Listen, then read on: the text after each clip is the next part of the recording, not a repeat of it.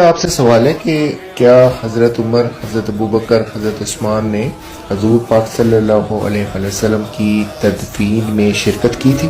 جو سوال کیا ہے، اب اہل سنت والجماعت کی کتب میں جو کوئی لکھا ہے میں تو وہ لکھا ہوا آپ کو بتا سکتا ہے۔ یہ دیکھو جامع الاحادیث میں یہ بات موجود ہے، حضرت ابوبکر صدیق، حضرت عمر فاروق نبی پاک صلی اللہ علیہ وآلہ وسلم کی تدفین میں شامل نہیں۔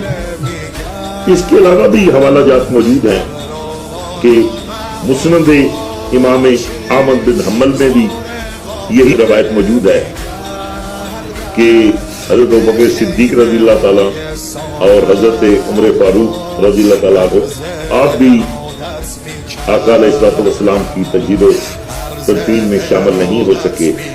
اس کے علاوہ بھی روایات ہیں، کنز الامال مسند امام احمد بن حنبل کے علاوہ کنز الامال میں بھی یہی روایت موجود ہے کہ حضرت ابوبکر صدیق اور حضرت عمر فاروق یہ آقا علیہ الصلوۃ والسلام کی تدفین میں شامل نہیں ہو سکے۔ اور مصنف ابن ابی شیبہ نے بھی یہی روایت کی ہے کہ یہ حضرات شامل نہیں ہو سکے۔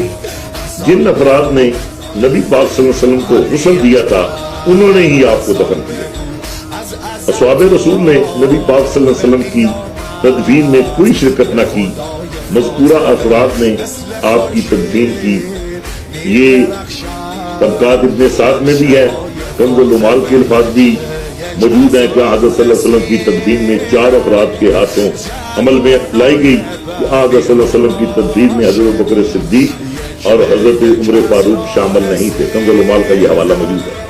آپ نے حکومت دے معاملات میں نبی علیہ الصلوۃ والسلام دی تجہیز و تکفین نالو زیادہ فضیلت دیتی اور وہ چلے۔